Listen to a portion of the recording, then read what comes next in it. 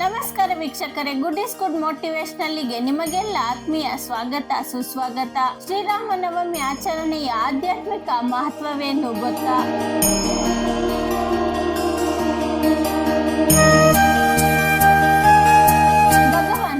ಅಯೋಧ್ಯೆಯಲ್ಲಿ ಜನಿಸಿದ ದಿನವೇ ರಾಮನವಮಿ. ಇದರ ನೆನಪಿಗಾಗಿ ಭಕ್ತರು ಪ್ರತಿ ವರ್ಷ ರಾಮನವಮಿ ಆಚರಣೆ ಮಾಡುತ್ತಾರೆ. ರಾಮನವಮಿಯ ಪೌರಾಣಿಕ ಹಿನ್ನೆಲೆ ಏನು? ಧರ್ಮಶಾಸ್ತ್ರಗಳ ಪ್ರಕಾರ ಅಯೋಧ್ಯೆಯ ರಾಜನಾದ ದಶರಥನಿಗೆ ಕೌಸಲ್ಯ, ಕೈಕೇಯಿ ಹಾಗೂ ಸುಮಿತ್ರೆ 3 ಜನ ಪತ್ನಿಯರು. ಯಾರಿಗೂ ಪುತ್ರ ಸಂತಾನವಾಗಿರಲಿಲ್ಲ. ನಂತರ ದಶರಥನು ಋಷಿ ಮುನಿಗಳ ಸಲಹೆಯಂತೆ ಪುತ್ರ ಕಾಮೇಷ್ಟಿ ಯಾಗವನ್ನು ಮಾಡಿಸಿದ. ಈ ಯಜ್ಞದಿಂದ ಸಂತುಷ್ಟನಾದ ಪ್ರಜಾಪತಿಯು ದಶರಥನಿಗೆ ದಿವ್ಯ ಪಾಯಸವನ್ನು ನೀಡುತ್ತಾನೆ. ಈ ದಿವ್ಯ ಪಾಯಸವನ್ನು ದಶರಥನು ತನ್ನ 3 ಪತ್ನಿಯರಿಗೂ ಹಂಚುತ್ತಾನೆ. ಇದರಂತೆ ಚೈತ್ರ ಮಾಸದ ಶುಕ್ಲ ಪಕ್ಷದ ನವಮಿ ತಿಥಿಯಂದು ಪುನರ್ವಸು ನಕ್ಷತ್ರದಲ್ಲಿ ಕೌಸಲ್ಯಗೆ ರಾಮನು, ಪುಷ್ಯ ನಕ್ಷತ್ರದ ದಶಮಿಯಂದು ಸೂರ್ಯೋದಯಕ್ಕೆ ಮುನ್ನ ಕೈಕೇಯಿಗೆ ಭರತನು, ಅದೇ ದಿನ ಆಶ್ಲೇಷ ನಕ್ಷತ್ರದಲ್ಲಿ ಲಕ್ಷ್ಮಣ, ಶತ್ರುಘ್ನರು ಜನಿಸುತ್ತಾರೆ. ಹೀಗೆ ರಾಮನು ಜನಿಸಿದ ನವಮಿಯಂದು ರಾಮನವಮಿಯನ್ನಾಗಿ ಆಚರಿಸುತ್ತಾರೆ. ರಾಮನವಮಿಯ ಮಹತ್ವ: ಶ್ರೀರಾಮನು ಜನಿಸಿದ ದಿನವೆಂದು ಆಚರಿಸಲಾಗುವ ಹಬ್ಬ ರಾಮನವಮಿ. ಅಯೋಧ್ಯೆಯ ರಾಜ ದಶರಥ ಹಾಗೂ ಕೌಸಲ್ಯೆಯ ಪುತ್ರನಾಗಿ ಮಹಾವಿಷ್ಣುವಿನ 7ನೇ ಅವತಾರವಾಗಿ ಶ್ರೀರಾಮನು ಜನಿಸುತ್ತಾನೆ. ಹಿಂದೂ ಗ್ರಂಥಗಳಲ್ಲಿ ಉಲ್ಲೇಖವಿರುವಂತೆ 4 ಯುಗಗಳಲ್ಲಿ ಒಂದಾದ ತ್ರೇತಾಯುಗದಲ್ಲಿ ರಾಮನು ಜನಿಸಿದನು. ಈ ದಿನ ಶ್ರೀರಾಮನನ್ನು ಪೂಜಿಸಿದರೆ ಕೆಟ್ಟ ಶಕ್ತಿಗಳು ದೂರವಾಗಿ ಭೂಮಿಯ ಮೇಲೆ ದೈವಿಕ ಶಕ್ತಿಯು ನೆಲೆಸುತ್ತದೆ ಎಂಬ ನಂಬಿಕೆ ಇದೆ.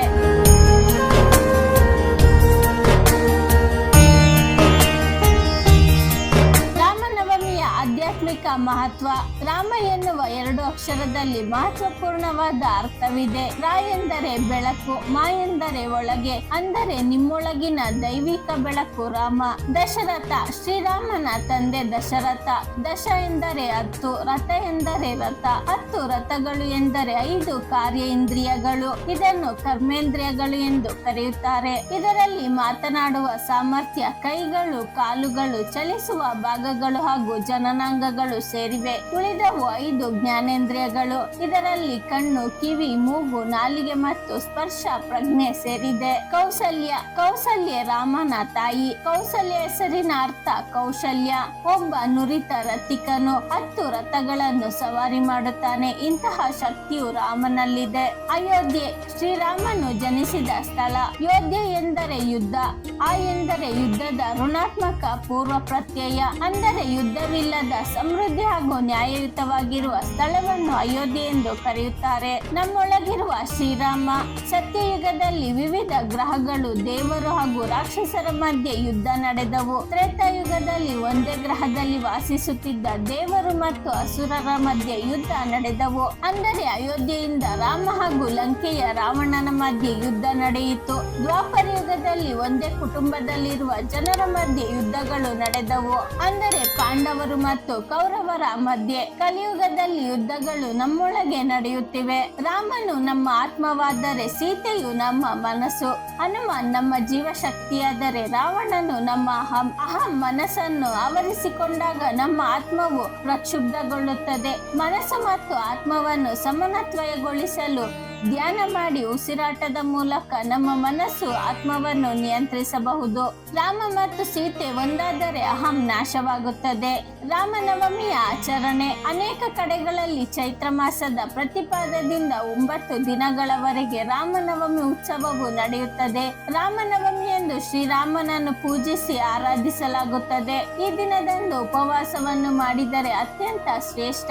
ರಾಮನವಮಿಯಂದು ಬೆಳಿಗ್ಗೆಯಿಂದ ಮರುದಿನ ಬೆಳಿಗ್ಗೆಯವರೆಗೂ ಉಪವಾಸವನ್ನು ಕೈಗೊಳ್ಳಬೇಕು. ಈ ಸಮಯದಲ್ಲಿ ಶ್ರೀರಾಮ ಜಪ, ರಾಮಾಯಣ ಪಾರಾಯಣ, ಶ್ರೀರಾಮ ಸೀತಾ ಕಲ್ಯಾಣೋತ್ಸವವನ್ನು ಮಾಡುತ್ತಾರೆ. ಕೆಲವೆಡೆ 9 ದಿನಗಳವರೆಗೂ ಭಜನೆ ಹಾಗೂ ಕೀರ್ತನೆಗಳನ್ನು ಆಯೋಜಿಸುತ್ತಾರೆ. ಈ ದಿನ ಕೆಲವು ಭಕ್ತರು ಕಟ್ಟುನಿಟ್ಟಾದ ಉಪವಾಸ ವ್ರತ, ನಿರಾಹಾರ ಉಪವಾಸವನ್ನು ಮಾಡುವವರಿದ್ದಾರೆ. ಕೆಲವರು ಸೌಮ್ಯವಾದ ಉಪವಾಸವನ್ನು ಆಚರಿಸಿ ನೀರು ಹಾಗೂ ಹಣ್ಣುಗಳನ್ನು ಸೇವಿಸುತ್ತಾರೆ. ರಾಮನವಮಿಯಂದು ಶ್ರೀರಾಮನ ಜನ್ಮಸ್ಥಳವಾದ ಅಯೋಧ್ಯೆಗೆ ಭೇಟಿ ನೀಡಿ ಸರಯೂ ನದಿಯಲ್ಲಿ ಮಿಂದು ಶ್ರೀರಾಮನ ದರ್ಶನ ಮಾಡಿ ಪಾವನರಾಗುತ್ತಾರೆ.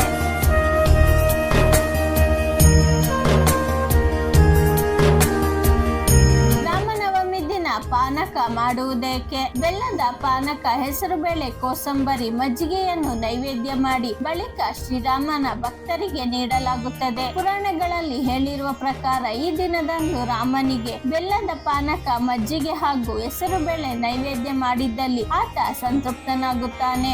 ಇದರ ಹಿಂದಿರುವ ಕಾರಣವೇನು? ಚೈತ್ರ ಮಾಸ ಯಾವಾಗಲೂ ಅತ್ಯಂತ ಉಷ್ಣಾಂಶದಿಂದ ಕೂಡಿರುತ್ತದೆ. ಈ ಬಿಸಿಲ ಧಗೆಯಿಂದ ತತ್ತರಿಸುತ್ತಿರುವಾಗ ತಣ್ಣನೆಯ ಬೆಲ್ಲದ ಪಾನಕ, ಮಜ್ಜಿಗೆ, ಹೆಸರು ಬೇಳೆ, ಕೋಸಂಬರಿಯ ಸೇವನೆ ಮಾಡುವುದರಿಂದ ಆರೋಗ್ಯ ಚೆನ್ನಾಗಿರುತ್ತದೆ. ಜೊತೆಗೆ ಈ ಪದಾರ್ಥಗಳು ದೇಹವನ್ನು ತಂಪಾಗಿಸುತ್ತದೆ ಎಂಬುದು ಇದರ ಹಿಂದಿರುವ ಕಾರಣವಾಗಿದೆ. ಇನ್ನು ವಿಷ್ಣು ಪಾನಕ ಪ್ರಿಯ. ಇದನ್ನು ಪುರಾಣಗಳಲ್ಲಿಯೂ ವರ್ಣಿಸಲಾಗಿದೆ. ರಾಮ ಅವನ ಅವತಾರವಾಗಿರುವುದರಿಂದ ಅವನಿಗೆ ಪಾನಕ, ಮಜ್ಜಿಗೆ ಪ್ರಿಯ.